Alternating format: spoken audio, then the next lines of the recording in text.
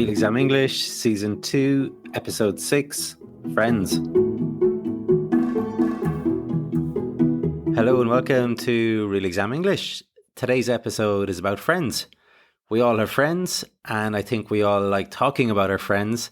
So today we have people from the USA, Australia, Scotland, Ireland and England speaking about their buddies, their pals, their mates. We will hear some great vocabulary relating to friendships, and we also have some excellent advice about interacting with your speaking partner in a dialogue. Plus, we hear a super dialogue about the influence of friends. Okay then, let's go with the questions. What do you like to do when you go out with your friends? Going out with friends, I think typically what I do is often spend time doing the sports that I enjoy with my friends, so mountain biking and skiing. Sometimes in the summertime here we have friends that have floating boats, and they may invite us to go on the local rivers, and we can go floating on the river, and that's always really nice. And otherwise we spend time with friends, going to their homes for dinner or having them over for barbecues, and occasionally play dates and meeting up at the parks to go, have our children spend time together. It's typically how we spend our time with friends. How important do you think it is for parents to like their children's friends? I think it's important that parents like their children's friends because hopefully, the children's friends have the good qualities you would hope for them to have, as far as the relationship that your children and their friends are going to have, as in the friend is a good person in a sense that they're kind and caring and considerate and respectful and not mean or rude or bullies or anything like that. So I think it's if your children's friends have those good qualities, then that makes them more likable, I suppose. Some nice friendship language to start off here. We had going to people's homes or having them over. So to have someone over means to have someone visit or stay with you. Then we heard about play dates, which are when young kids meet up with their parents to play together or pass the time together. And then we had to meet up, which just means to come together with someone, usually planned. For example, I met up with Alan for lunch today. In the second answer, we had a slew of adjectives: kind, caring, considerate, respectful, mean, and likable. Remember, it's important to show a range of language in your answers. So an answer with a nice variety of adjectives like this is great. What do you think is the best way to make friends? I think it's really tricky out of school to make friends just randomly. So for me, the way that I make friends is by being involved in my community, because I think what bonds humans is shared work. So by working within my community for charities and volunteering and doing work together, you end up making friends through that shared experience and that shared work. I think that's really helpful. Some people say that we always want to have the same things as our friends. Do you agree? I think to a certain extent, but I think that is because we're friends with people that are similar to us. And they don't, and I mean similar in ideals and wants and desires. We tend to hang out with people that have similar ethics to us, a similar outlook on life.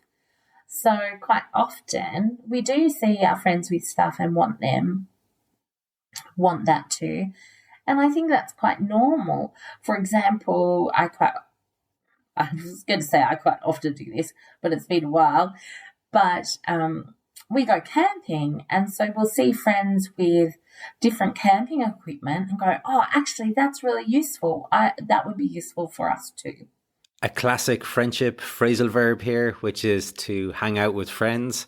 We also heard the speaker say that she agrees to a certain extent. This is another variation of partially agreeing that we looked at in the last episode. How important is it to socialise with your friends?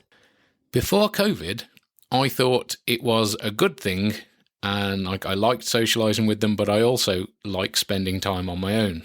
Now that I am stuck away from my friends and it's just myself and my wife in the house most of the time, I really miss people. I'm kind of forgetting how to talk to people properly, how to bounce off people and have a full jokey conversation.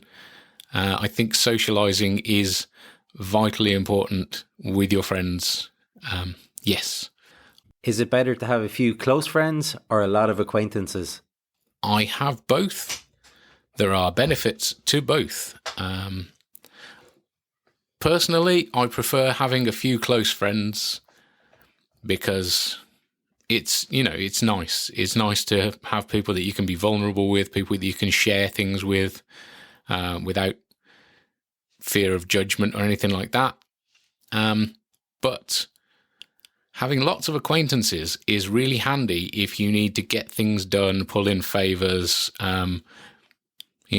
basically like having a friendship yellow pages. That's possibly an old metaphor, a friendship Google. So you can just, refer to a set of people who do things. A super phrasal verb here, which is to bounce off people. This means to interact with people in a fluid way. You can also use bounce off with ideas, meaning to present some ideas to someone to see what they think. Like, I bounced the idea of becoming a soldier off my friends before signing up. In the second answer, we heard the expression to pull in favours. You use this when you ask your friends to help you to do something, usually when they owe you a favour, maybe because you helped them out before. Another variation of this is to call in a favour.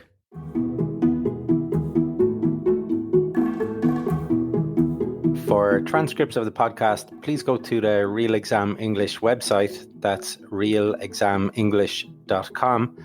As well as the transcripts, you can find information there about online classes. Whether you were looking for exam preparation classes in groups or individual classes, for exam prep, general revision, business English, or just conversational English, then check out the website for more information, realexamenglish.com.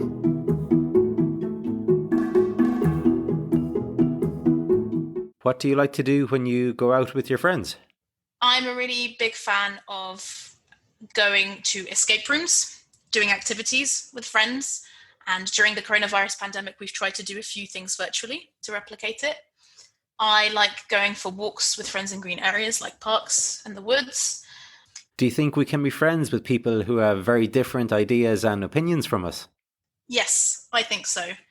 I think as long as there's mutual respect between the two of you, I think it's actually important to have at least discussions with people who are different from you, even if they're not going to be your closest friends. I feel that most of my friends align politically with me, but I have one or two who don't. And I really enjoy debating with them because I know that we love and respect each other. And while there are some issues that we will always disagree on, I still feel that they are good people, and hopefully they feel the same about me as well. The first answer starts with, I'm a really big fan of escape rooms. This is an excellent way to express something you like, which is something that you have to do often in English-speaking exams. The second answer was full of great discourse markers. We had as long as, even if, but, because, while, and. As mentioned before, structuring your answer well is vital, and using a variety of connectors will get you better marks. Are you the kind of person who enjoys meeting new people? Yeah, I do like meeting new people. Yeah, I'm quite sociable when I'm like in the right situation. I haven't actually got that many friends, I'll be honest with you. I've got lots of friends on Facebook, like friends from school or people I've met whilst I've been travelling. But here in Bolton, I don't think I've got maybe a handful of people that I could probably go and see, if that. Lovely Northern English accent there. In the last sentence, she said that she has a handful of people that she can go to, if that. If that in this context means at most. For example, I think you will earn €50 a week, if that.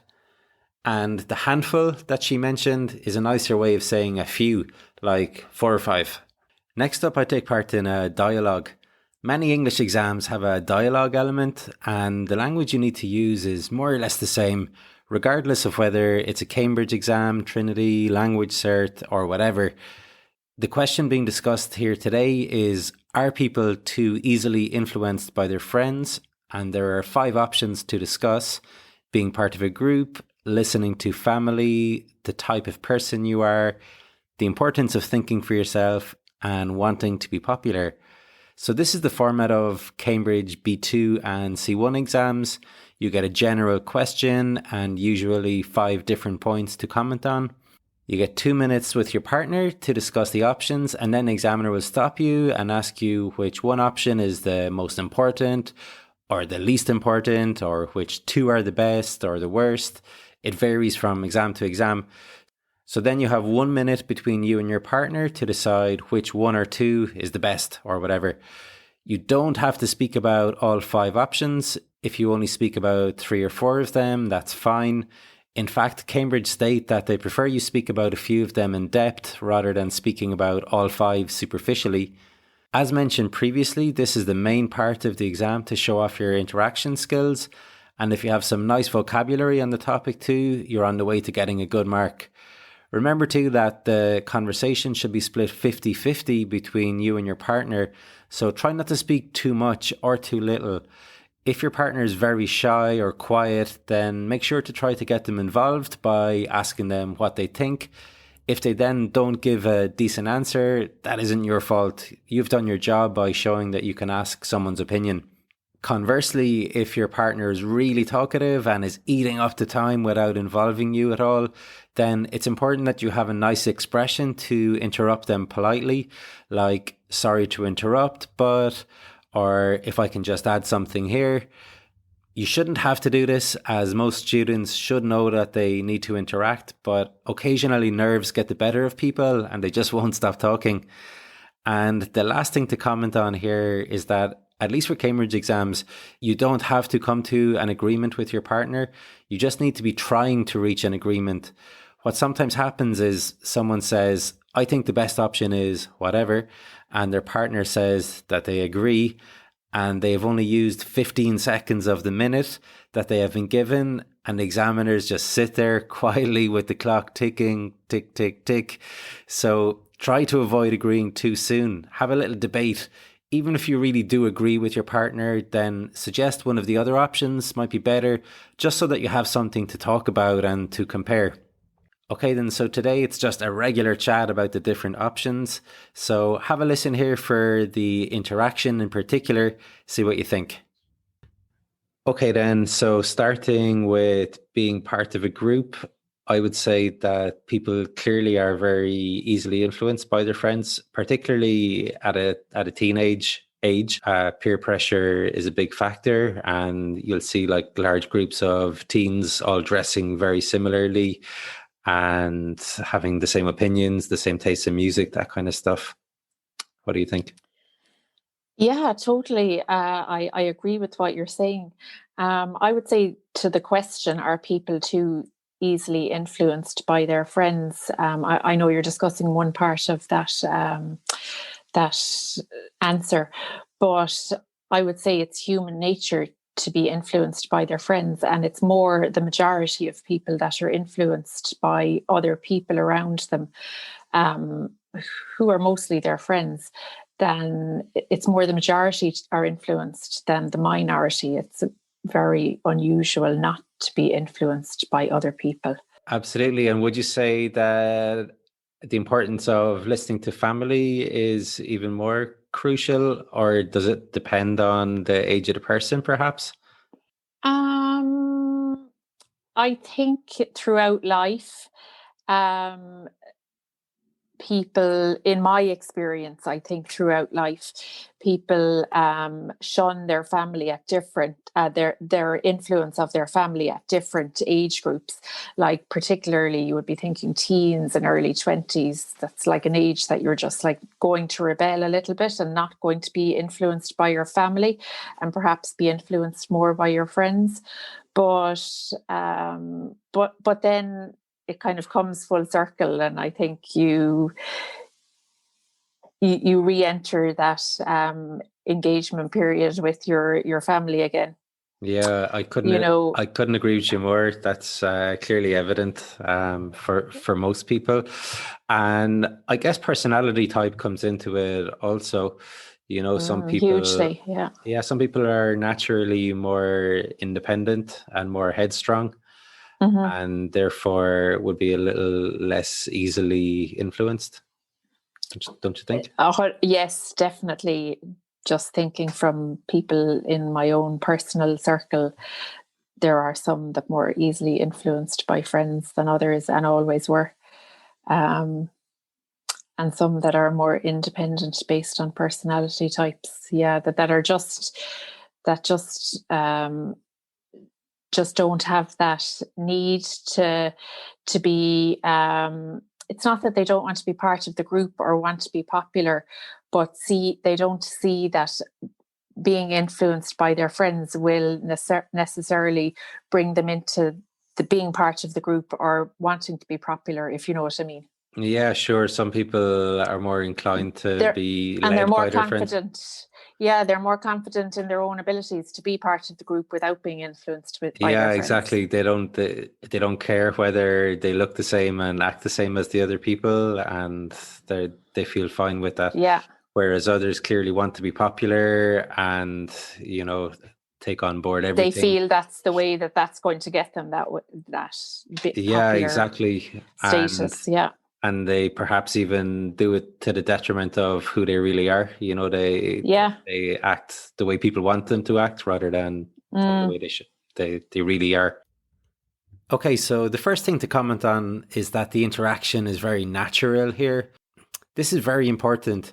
If you use great expressions but sound like a robot, then that's not going to impress the examiners.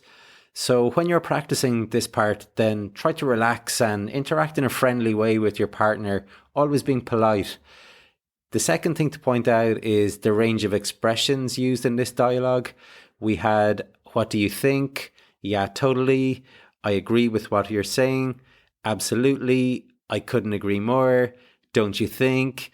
Definitely. If you know what I mean. Yeah, sure. Exactly. So loads of variety.